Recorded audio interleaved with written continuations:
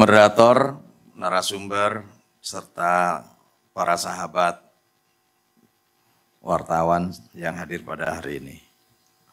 Pertama, pemilu belum selesai karena perhitungan sedang berlangsung dan akan ditetapkan pada tanggal 20 Maret.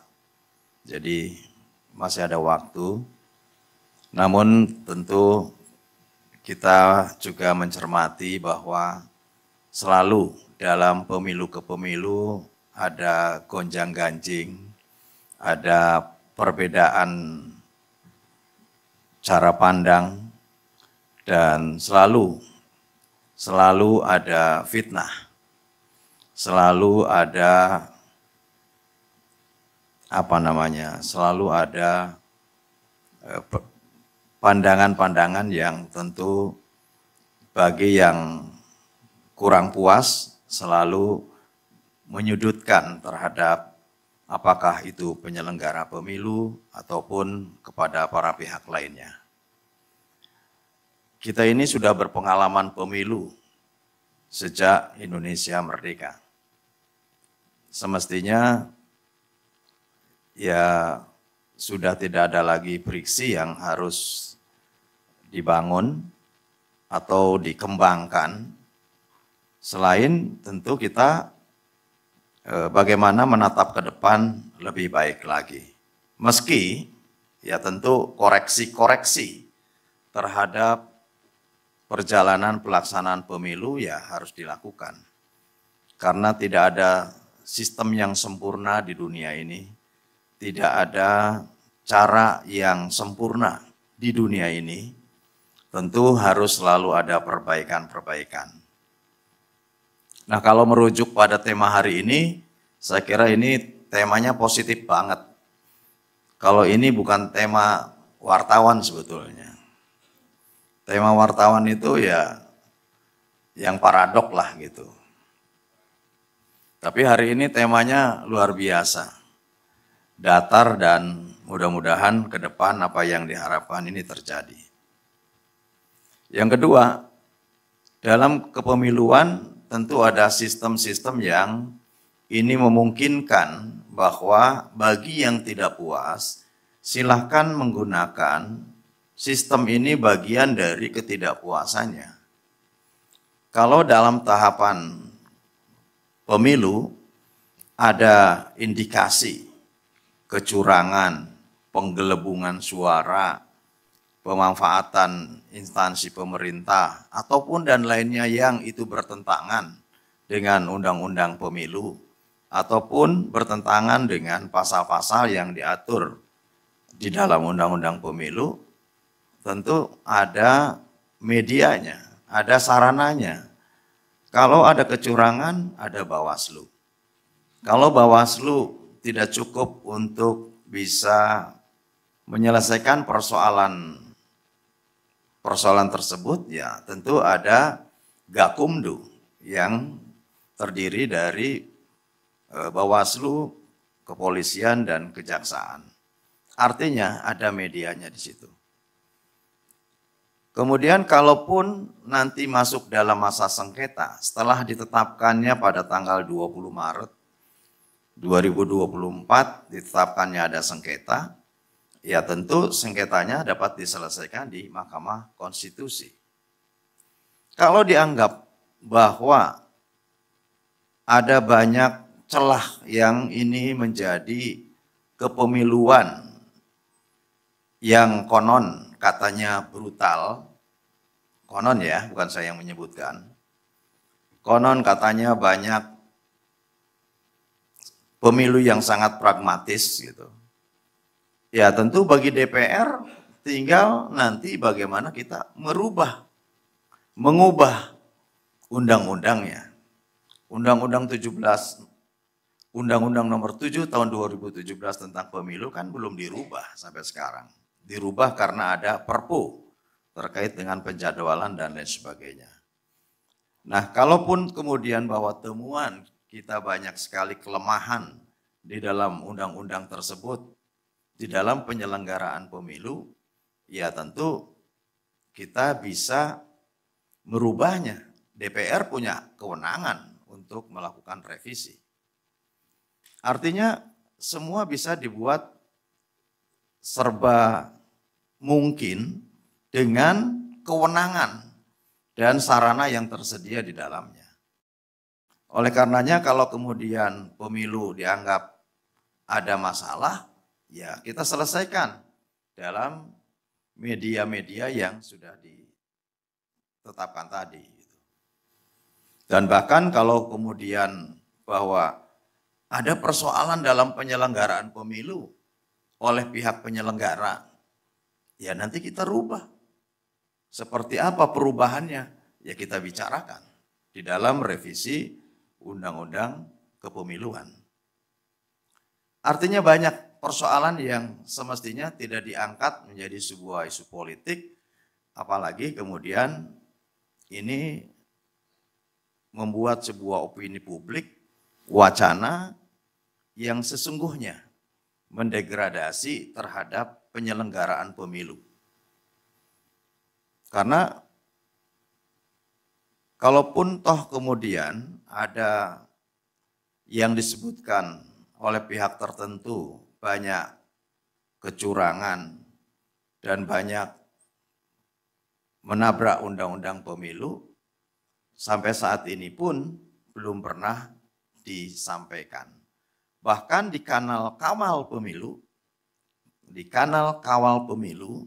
sudah disebutkan bahwa tidak ada kecurangan di dalam pelaksanaan pilpres. Nah kalau pileg ya tentu berproses ya, kalaupun karena itu sangat bergantung kepada individu dan partai-partai yang ada. Kalau merujuk kepada hal tersebut, semestinya tidak ada lagi tema-tema yang kontradiktif, tema-tema yang kemudian membangun friksi. Justru saat ini adalah temanya bagaimana kita membangun bangsa dan negara ke depan agar lebih baik lagi. Bagaimana membangun bangsa Indonesia melanjutkan terhadap hasil-hasil pembangunan sebelumnya dan kemudian mengakselerasi terhadap pembangunan yang baru dalam rangka menuju Indonesia yang lebih makmur, masyarakat yang lebih adil dan sentosa. Nah yang ketiga,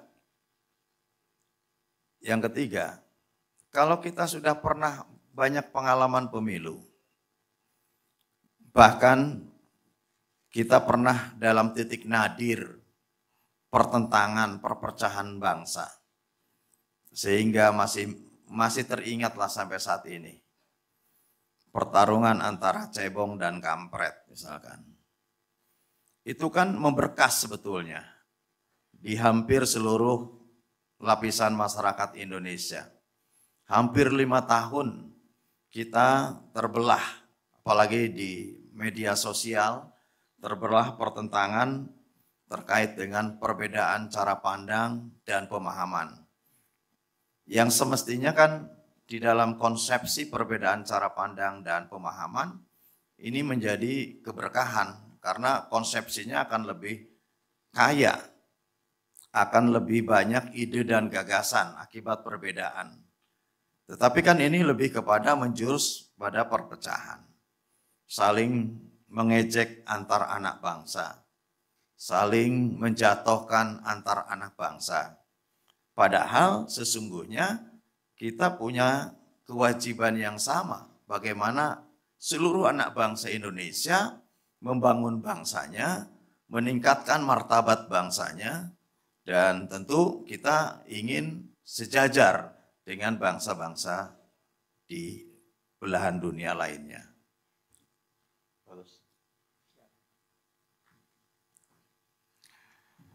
Nah, atas dasar itulah menurut saya semestinya pengalaman ini dijadikan sebuah catatan sejarah bagi siapapun politikus gitu. Mungkin seperti saya yang terpilih kembali senang, happy. Tapi bagi yang tidak terpilih gundah gulana, bahkan mungkin punya dendam. Mungkin. Tapi kan kita punya pengalaman. Gitu. Dan pemilu akan berulang. Kalau hari ini tidak menang, ya masih ada 5 tahun ke depan. Insya Allah panjang umur. Insya Allah kita masih diberikan rezeki dan kesehatan. Sehingga kita bisa bertanding lagi 5 tahun ke depan. Seperti halnya sebetulnya kompetisi di dalam kompetisi olahraga. Liga sepak bola Indonesia, ya pemenangnya pasti bergilir, pasti bergulir gitu. Pasti berpindah-pindah siapa pemenangnya. Karena tidak pernah ada yang menang terus, tidak pernah.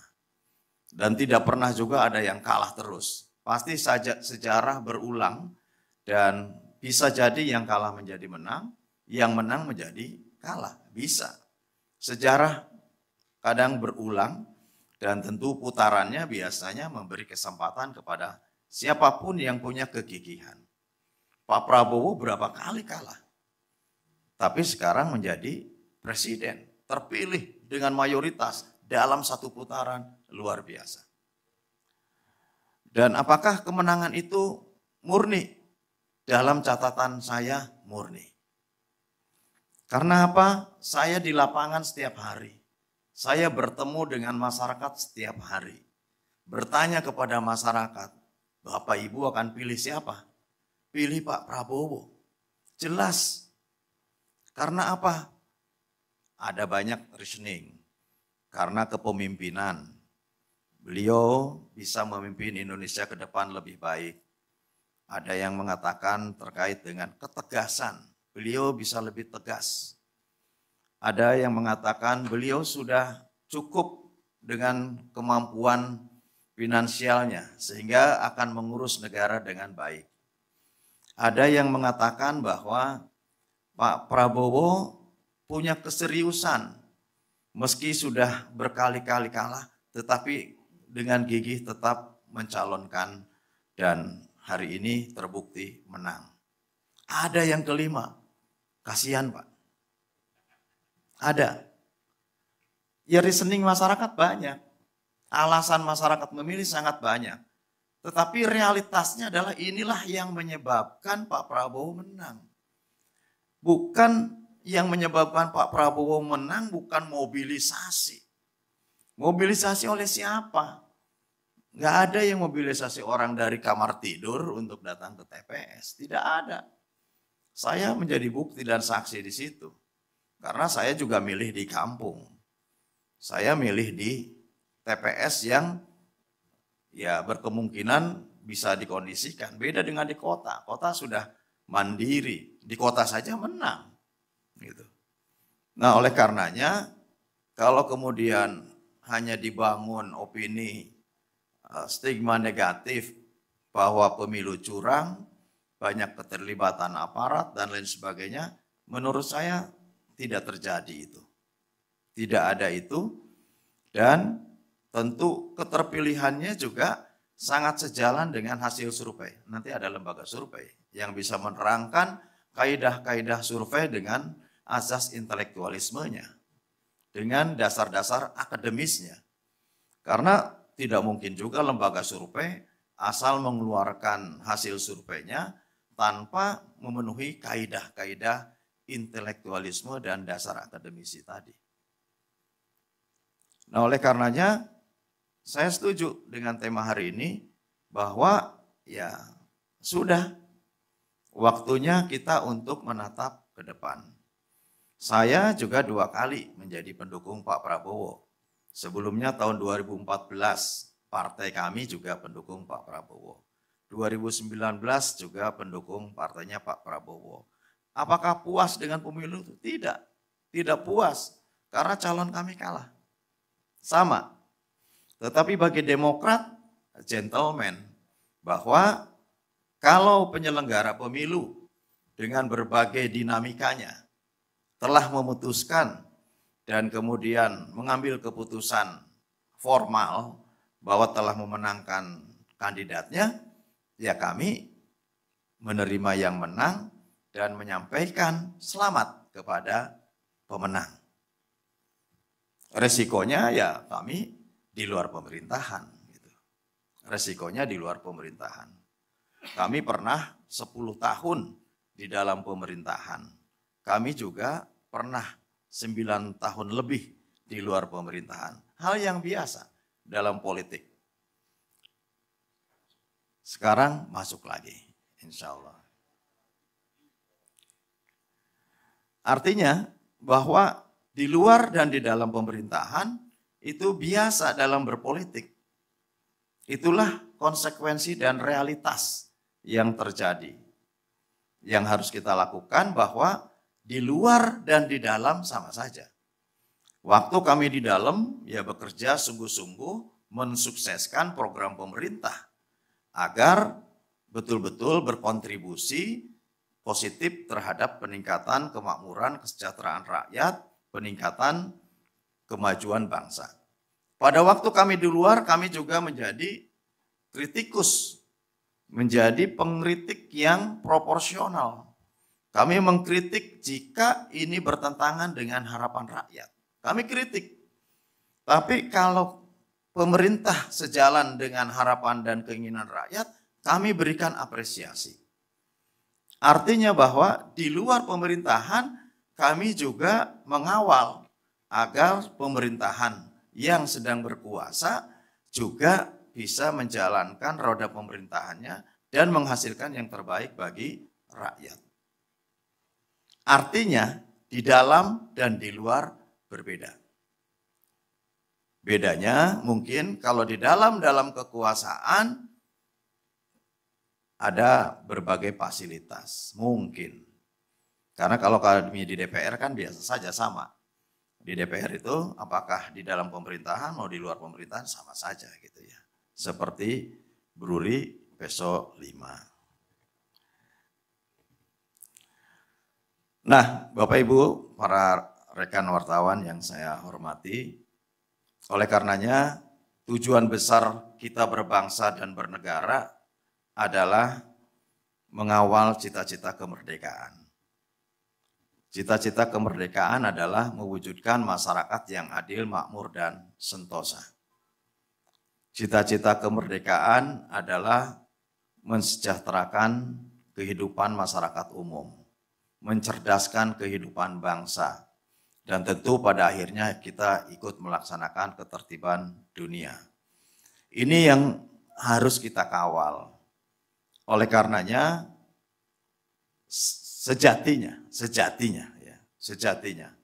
bahwa kalau pemilu sudah selesai, tentu dengan berbagai koreksinya wajar dan sah-sah saja.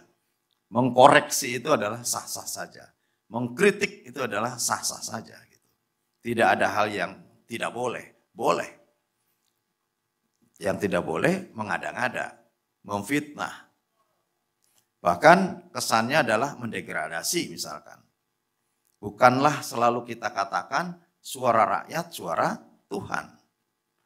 Jangan sampai kemudian suara rakyat yang sudah dicurahkan di dalam pemilu nanti dianggap atau didelegitimasi oleh opini-opini publik yang kita bangun, oleh wacana yang kita olah gitu ya. Dan pada akhirnya sebetulnya tujuan dari kepemiluannya tidak tercapai.